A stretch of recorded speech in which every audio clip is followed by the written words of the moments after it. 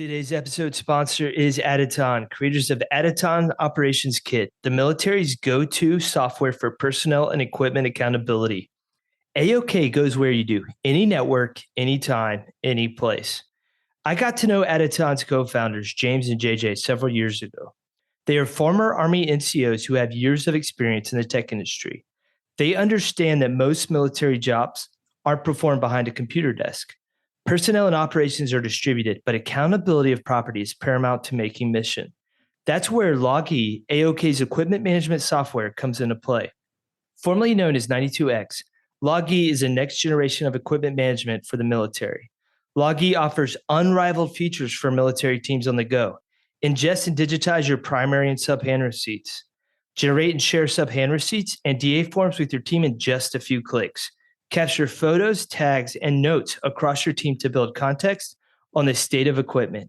Get easy on-the-go access to critical property records. Logi is custom built for the modern military professional. It gives you your valuable time back so you can get back to the mission at hand at home or in the field. Whether you're doing monthly inventories or preparing for deployment, Logi is your pocket property book, giving you real-time visibility into equipment status and mission readiness. Logi is currently in use across the U.S. Army Special Forces, and it's expanding. For a limited time, listeners of the From the Green Notebook podcast can try out Logi for free. Visit aditonppc.com/FTGN-Logi to get started. That's aditonppc.com/FTGN-LOGE.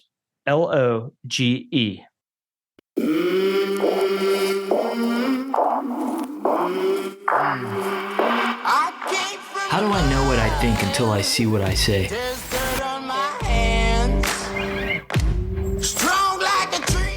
The Green Notebook, carried by military leaders around the world. Within those pages are sweat, tears, triumphs, and the hard-won lessons of life. Lessons worth sharing. Each week, the team dives into the notebooks of military leaders, business professionals, authors, athletes and coaches, and entertainers to share lessons and help you lead with the best version of yourself. Welcome to another episode of From the Green Notebook. I'm your host, Joe Byerly, and today I'm doing something a little different. I'm handing the mic over to a senior Army leader to speak directly to you. Now, when I first started this podcast, I promised it would never become a platform for official Army messaging, and I stand by that. But I also recognize that when major changes are coming down the pipeline, they can create a lot of fear, uncertainty, and a rumor mill that kicks into overdrive. And I know this because I lived it. During my 20 years in the Army, I experienced these moments on so many different occasions. I remember a commander standing in front of formation, passing down information that had come down from the Department of Army level, like a game of telephone. Or I remember reading a memorandum. And in all those different scenarios, I remember sitting around with buddies afterwards, and then we were swapping wild guesses about what was actually going on. And we were filling in the blanks ourselves. So when I heard there was going to be a major restructuring of the airborne community, I offered up this platform to the 18th Airborne Corps Commander, Lieutenant General Greg Anderson, to talk through what's happening, why it's happening, and what paratroopers can expect. I know this is a big departure from the usual format, but if it helps you better understand what's ahead, I think this detour is well worth it. So grab your green notebooks and please welcome to the show, Lieutenant General Greg Anderson. Thanks for having me. Sir, thanks for inviting me to the headquarters today. It's almost unfortunate because I'm looking at the time now and we almost ran out of time just having a conversation before we got started.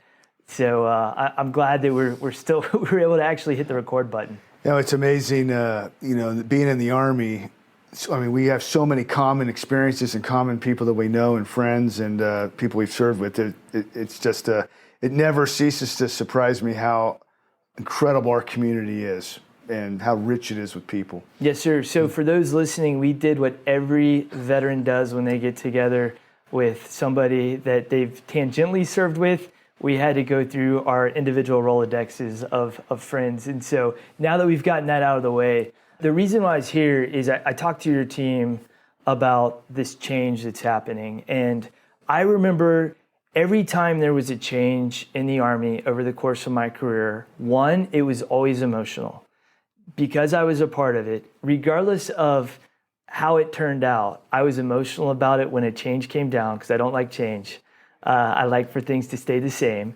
And two, in the absence of information, we in formation would fill in the blanks with stories that weren't always true. And so now that I'm out, I have a platform from the Green Notebook. I thought this would be a great opportunity for you to talk about a change that's about to happen, and so they can hear directly from you. Yeah, no, I'm excited to talk about it. It's an important change for us. And, through this process, I've gone back to Darwin's theory, right? It's not the strongest species that survives. It's the species that can adapt the best, the fastest that will survive. And this change to our airborne structure, in particular, I think is we're making changes so that we can remain relevant but ready for what we're going to ask our airborne forces to do, because so much of the structure is unsupportable right now. And I'm thrilled to talk to you about that. Yes, sir. I thought about doing it like one of those weekly reality TV shows where I would be like, I'll just keep teasing it out that you're going to talk about the actual changes at the end. Yeah. But as you and I were discussing right before we hit the record button, we're just going to go ahead and lead with it. So what are the changes, sir? Yeah, here's the big change. We're going to reduce the number of paid parachutist positions by 22,000. So currently, as of today, we have 56,000 paid parachutist positions in the Army.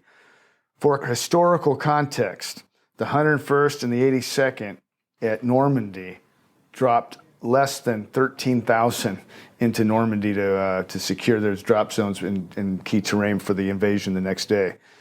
We've got 56,000, and it's unsustainable. And here's what I mean by that. The number of aircraft is dwindling significantly. The number of the riggers that actually enable all these airborne operations are spread too thin and are being overworked, and we're seeing a decline in their numbers and their development. Jump master stabilization is not happening, and the progression and ability of get to high-end level jump masters is a problem. We're not dedicating much to aerial delivery of materials, things we're going to need in a LSCO environment.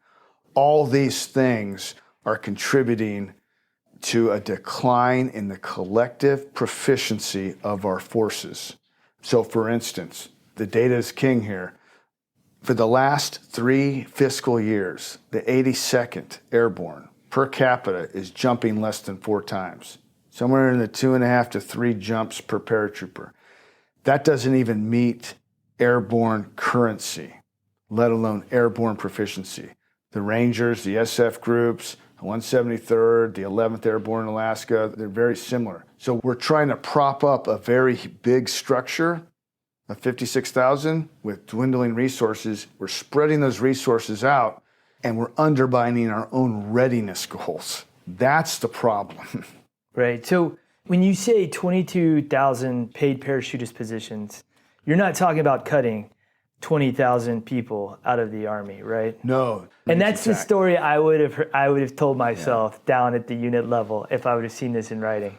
For the lion's share of those 22,000, we're going to recode them into what we call, it's a code 86, which is a non-paid parachutist position.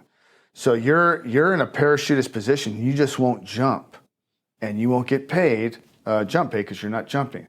But you'll still be prioritized against airborne school, and then as you go into these non-paid parachutists, you can be reassigned to a parachutist position in and around. So, for instance, one of the recommendations we've made to the chief is that Charlie batteries, or 155, should no longer be jumping in the alpha echelon, the assault echelon of an airborne assault. Which makes sense. Right.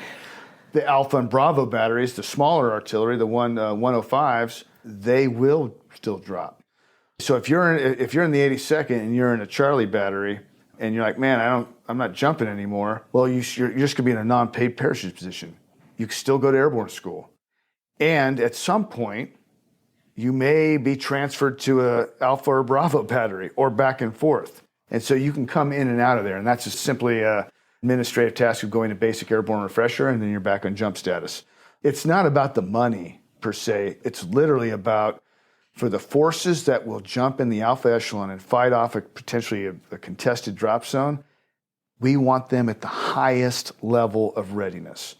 And 3 jumps, most of those currency jumps, is not going to get us the readiness we need. And that makes a ton of sense for me. And I think going back on my own experience, even as a battalion commander in Europe, because of all the folks training over there, because of the way the ranges were built where I was stationed, like I wasn't able to get out and shoot my strikers as much as I would have liked to for that same exact reason. So it makes sense from even from a gunnery perspective. If I could get folks shooting off the platform more than once every couple months, then yeah, you're going to get better because you get reps and sets at it. But I'd like to go back to kind of the origins of this and like where's this coming from? Yeah, so those in the airborne community and spent a lot of time there, I think our observations, our intuitions, and the anecdotes that we've kind of collected through the last probably like 5 or 6 years, we've seen the proficiency decline.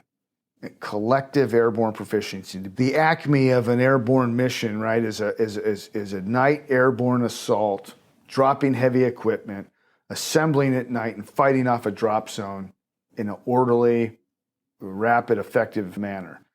It was in June of 24 at the Senior Leader Forum, General George asked us, hey, what are we doing or what are we not doing? In this case, he asked, list out the things that we're doing that maybe make no sense or that we're undermining kind of our own objectives here by doing things the way they've always been. He asked us to come up as a leader body with a bunch of ideas. One of them that came up was, hey, look, our paid parachutist positions, we think we're too top heavy. But people have looked at this, Joe, for a while, but they just couldn't organize, I think, the whole community behind it, or there were distractions or there were other requirements. No one had the focus. So General George, I said, hey, look, this is I think it was one of his top 10 issues he wanted to look at, we ranked out like 20 issues for the Army. So that was kind of the genesis of it. And FORSCOM, General Pappas, took that one for action. So that was in June. In Labor Day 2024, just after Labor Day, General Pappas called me up, and I was in between jobs. I'd come out of the 10th Mountain Division, and I was waiting here to take command of the 18th Corps. So I was his assistant, and he said, Greg, I'd like you to take a look at this. That was kind of in his words to me, it was like, we got, our structure's too heavy, and and we're having a problem with filling it, one, with recruits and volunteers who want to go airborne, and we're concerned about the proficiency levels. Can you get a group together and help us look at it? So that was the marching orders that I got, again, in September of 24, and that was the impetus. How many people did you end up actually, how many entities did you end up actually pulling together to look at this problem? So I knew we needed to make an argument based off of the data and the facts. Anecdotes and intuition wasn't going to work. It hadn't worked in the past. And we needed to, because the airborne community is across the total Army, all 3 components. It's across the multiple ASCCs. Obviously, there's the soft component of this is pretty substantial. We needed to bring in all those folks. There's a force generation piece, Ranger School, Airborne School, and there's a testing piece as well. 25 total organizations contributed to this effort between September and December of 2024. We met at FORSCOM twice as a total body, one to look at the data, and then one to look, then a few months later, one to kind of, how do we make sense of this data, and what can we do with it, what options can we build? And it was incredible. The data ultimately spoke for itself. And what the data showed us is jump masters aren't getting enough time to develop proficiency. Units are not getting the right number of jumps to they're not even meeting currency requirements, let alone proficiency requirements. And then the riggers were being ground into the dirt. And the fatigue was a real thing. And we had all the data to measure this stuff and understand it. And at the end of the data collection, data analysis phase with all 25 organizations, there was unanimous consensus that we had a problem of our structure. And we were too top heavy. And so from TRADOC to USASOC, Compo 1, 2, and 3, from the 173rd to the 11th, everybody said, man, we're actually undermining our own readiness because the structure's too big. Was it hard to frame the problem? I'm just go back to my staff time, remembering, you're looking at a ton of data, but like, how do you frame it? Was that a challenge at all? So one of the things, as we organize, what data do we want to collect? What variables do we want to look at? That framed the problem for us. So we looked at first of all, what are the requirements? Like, what is the Army required to do for the Department of Defense regarding airborne operations? Whether it's rapid response, IRF, special soft plans, training others, and aerial delivery of materials. I mean, these are all things that we gathered the requirements. We wanted to look at manning. How are we manning? And are the formations we want that are ready to go, are they manned correctly? Are we training the right number of people to actually sustain the force, which we weren't, at a deficit of about 2,000 a year. Wow. It was unsustainable even from just entry-level training throughput. We looked at jump master stabilization, rigor assignments, commander subjective and objective proficiency assessments of their organizations and how well they were trained to fight at night at no notice or not. And we looked at aerial delivery, funding, probably the big one. What is the no-kidding Air Force capacity to enable airborne ops? Not just now, but projected 5 years out. We went 5 years out on the projections for those resources. And then we looked at the training, how do we generate paratroopers for whatever we're going to do? And so we looked at all those variables, and as we looked at the data related to those, we're like, okay, that's where we came to the unanimous consent on, we got a big problem. We're working really hard to undermine our own readiness interests.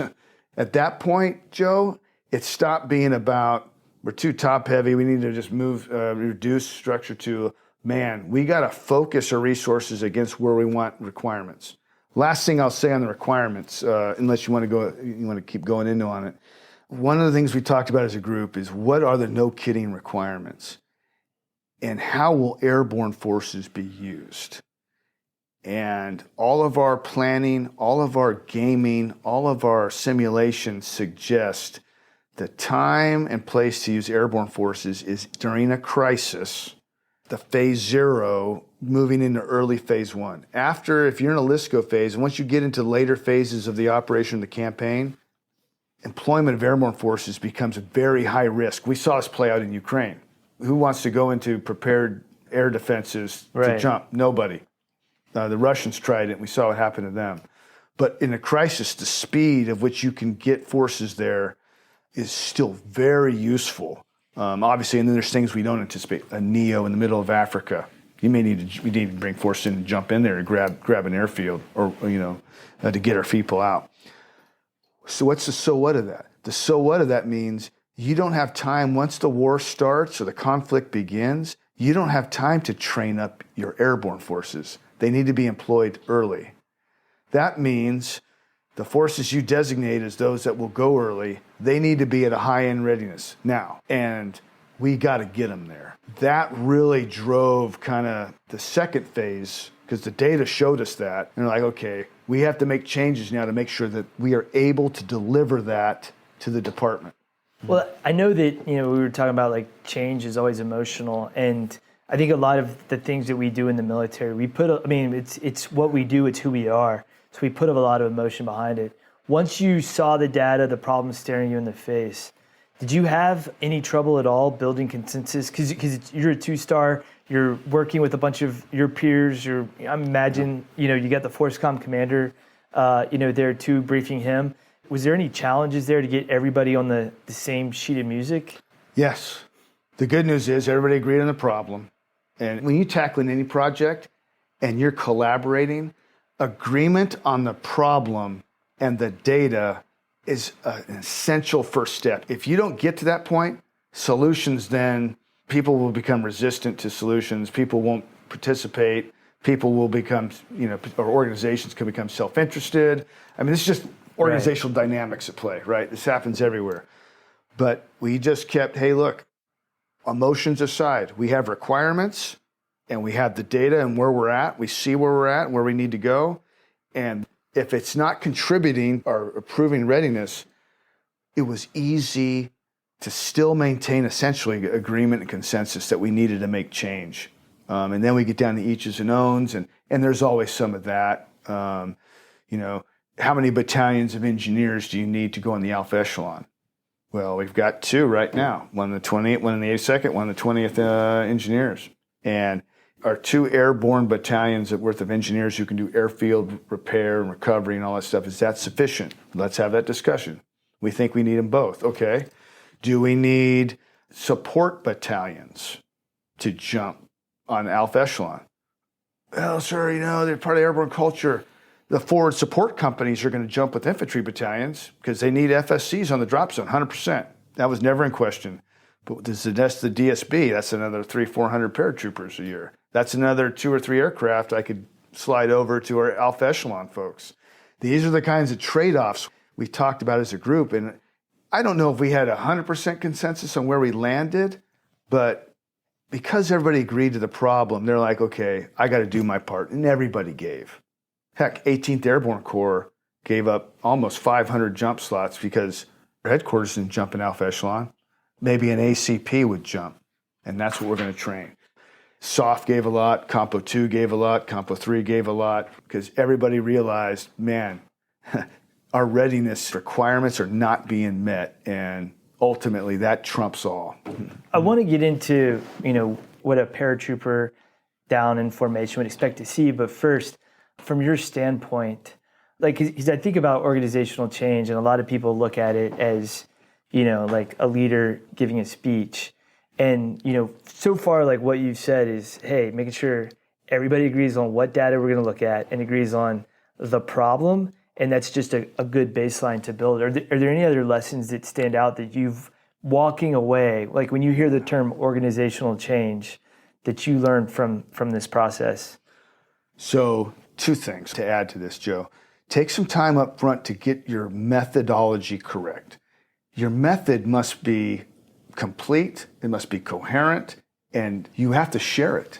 Everybody's got to understand what the method is and where it's going, because if there's disagreement on the method and they poke holes in your argument, it kind of can fizz out, fall apart. So get your methodology down, and then you got to communicate it.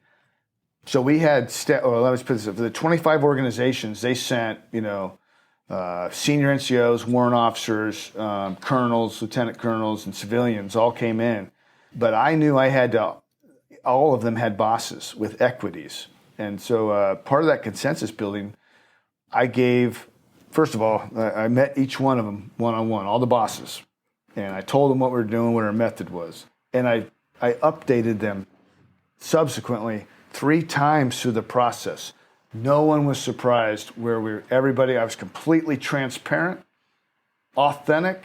My information was grounded in data with the method that they all bought on.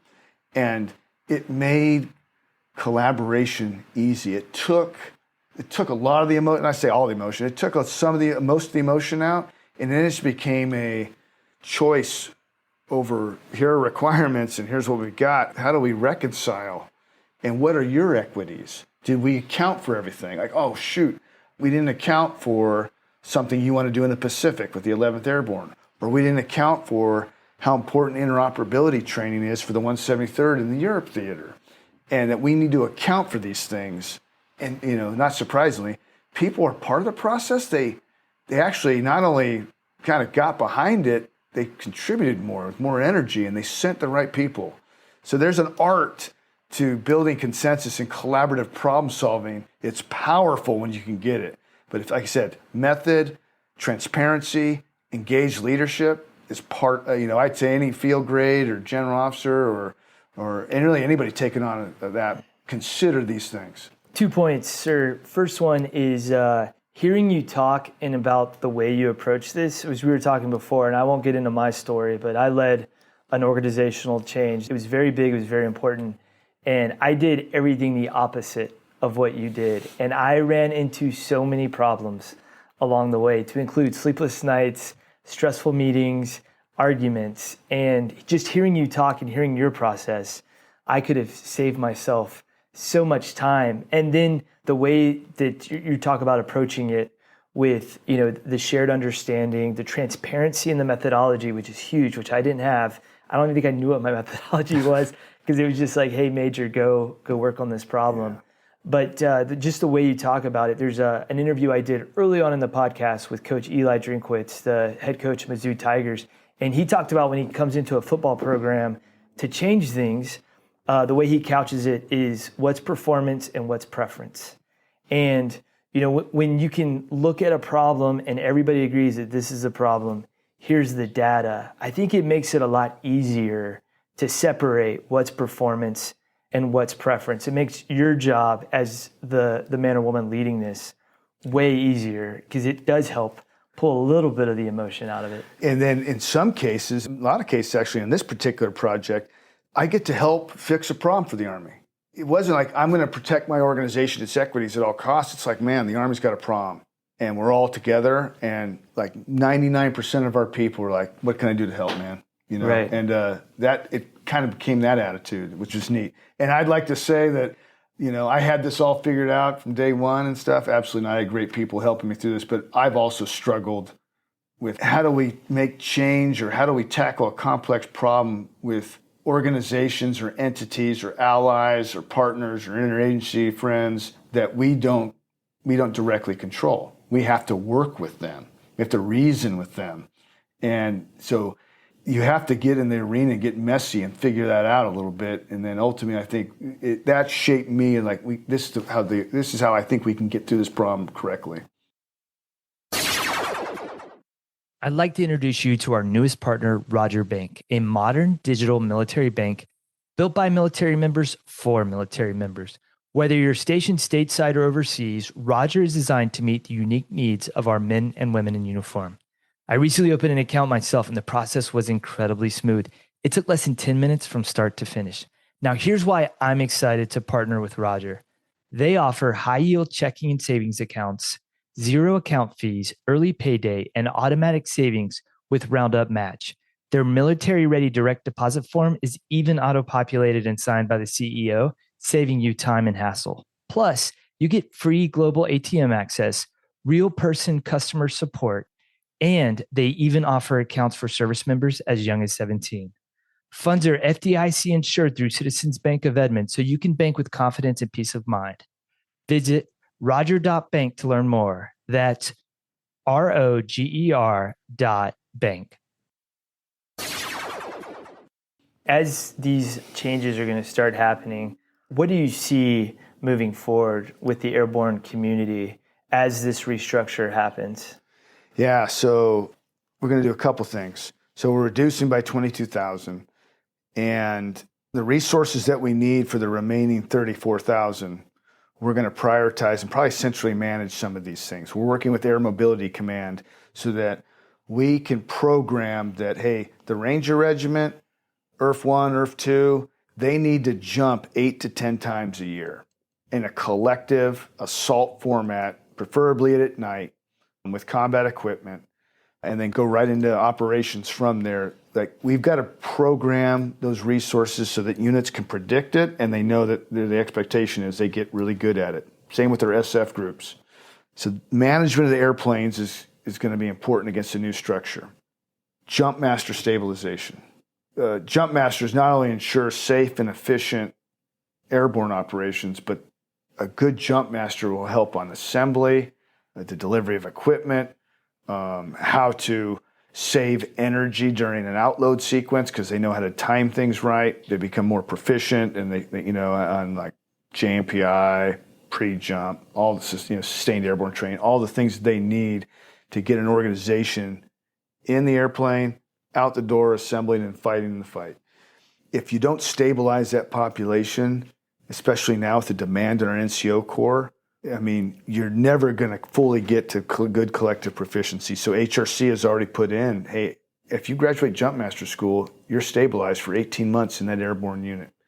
We'd like even longer and more time, but I think the stabilization is going to help us. So airplanes, Jump Masters. We're also going to look at how the rigger population is distributed, and we're going to prioritize them against the units now that need them the most, one, but ensure that we program enough time for our rigging experts to develop the expertise to drop materials, heavy drop, J-pads platforms, other sorts of things to get material in so we're not dependent on lines of communication.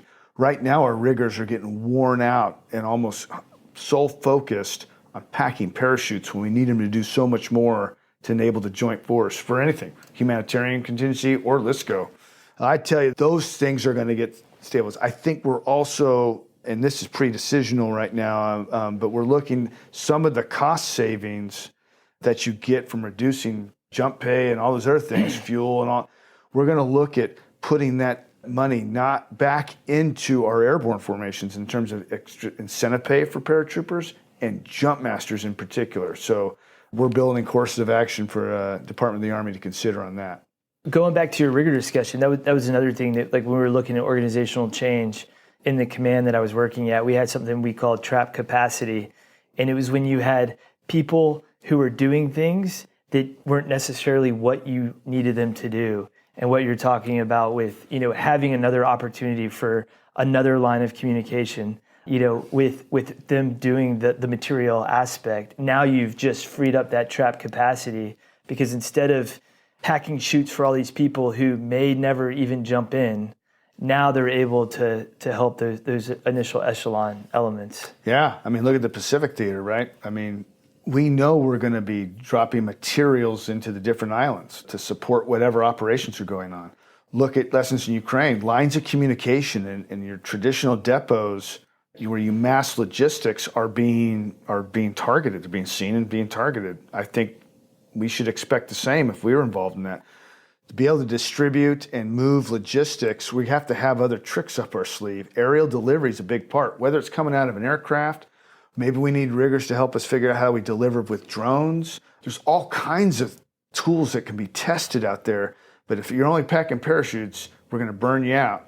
You want to see a pathway to becoming like some of these warrant officer 3s and 4s, and 5s, these rigging geniuses that are like solid gold and like unique in the world. No one else can do it.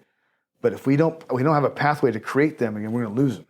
Well, if I, again, just kind of thinking through, back in my time in the formation, what questions would I be asking?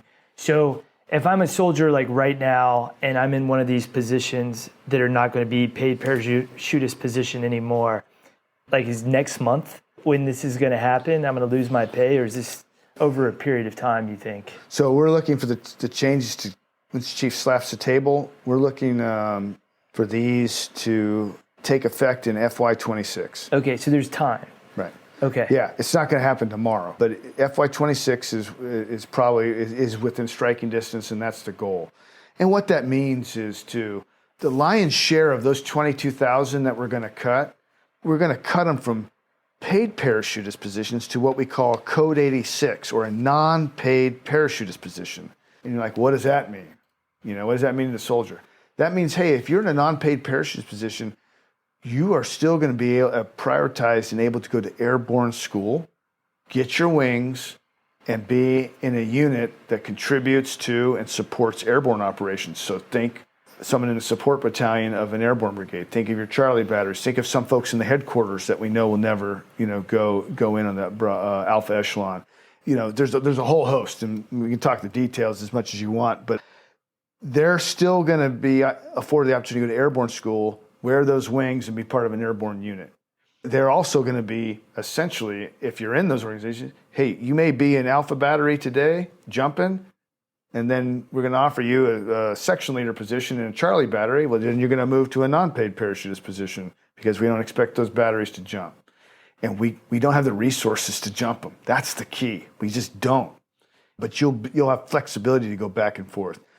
The other thing is, if you're in a paid parachutist position, we're going to increase your incentive pay. If you're a jump master, we're going to increase your jump master incentive pay as well and give you essentially special duty pay to that, because we want you to become an expert.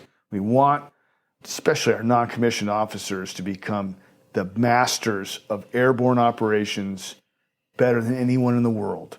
that can go on short notice in phase 0, phase 1 of a conflict, fight and win. And that's what we're driving everything towards. And then those that are in the Bravo echelon, the non-paid parachute positions, you'll come in the B echelon. All kinds of ways to infiltrate in. And then you'll be right there still fighting with your teammates. So that's kind of how we're approaching. That's what I'd ask them to kind of consider that, as we look to make this change. Yes, sir. And I think, going back to things that we've touched on throughout, I think anytime there's change, there's emotion involved. And, again, when we raise our right hands, if it's a job that we have, we want to think that job's going to be there, regardless. Like if I'm in an airborne unit, I'm going to be jumping, continue to be on paid parachutist status and all that. But I think this is part of, like you said, adapting. It's a part of, reducing the resource burden, freeing up that trap capacity. So those men and women that are on that alpha echelon have the resources, have the training. I think in my mind, and maybe it's because I'm 43 now and I have perspective, but that makes sense to me. I could understand, hey, I'm giving up this thing that I have in order to make sure that those, my brothers and sisters in those, are trained, because those will be the ones that'll be jumping in if that's ever, needed to be used. Yeah, and that we owe it to them. Readiness is the chief's number one priority. It's FORSCOM's number one. I know it's USASOC's number one. It's being ready to go. And if that's truly our priority, then we've got to make sure the units that are on tap to go need to be ready. And they be ready for the hardest possible scenario, which is little to no notice, anywhere on the globe, jumping in the darkness to then seize terrain or rescue Americans or deliver HA in some remote location, any number of scenarios, but they have no time to train up. We owe it to those men and women who are going to do that to be at the highest readiness. Right now, we're not where we need to be. And so change is necessary. Yeah, and you're right, Joe. No one likes change. I don't like change. It's hard, but change is something we expect in leaders across, up and down the chain, at all levels, all echelons of the Army. Wherever you go, whatever your mission is, you're going to have to adapt to things that you don't expect, to things that are uncomfortable, to things that will force you to do something differently. It's so important for soldiers and leaders to become comfortable being uncomfortable with change. Whether you're changing commanders, changing sergeant majors, changing an organization, changing jump status. It's all to the right end. It's to be better and more lethal. Well, sir, thanks so much for your time today. Invite me back to the headquarters to talk about change. And I wish all of y'all the best of luck as you do this major restructuring of the airborne community. Joe, thanks for what you're doing for Army and for our soldiers. So the Green Notebook is superb. I appreciate the chance to be on the podcast. Yeah, thanks for supporting my hobby. All right, have a good one, sir. Thank you again for listening to another episode of From the Green Notebook podcast. If you enjoyed the show, please give us 5 stars wherever you listen to podcasts. It helps us gain visibility and the opportunity to help more people on their leadership journey. Also, make sure you check out our website at www.fromthegreennotebook.com. There, you can listen to past episodes, read leadership articles written by military leaders from around the world. You can sign up for our monthly reading list email where you can learn about new books that are coming out, and our Sunday reflection email that comes out every Sunday morning. Is really short. It's a 2-minute read, but I guarantee you it's going to start your week off on the right foot. Finally, make sure you follow us on Twitter at FTGN Notebook, and you can find us on Instagram and Facebook by searching for From the Green Notebook. Again, thank you so much for coming on this journey with us.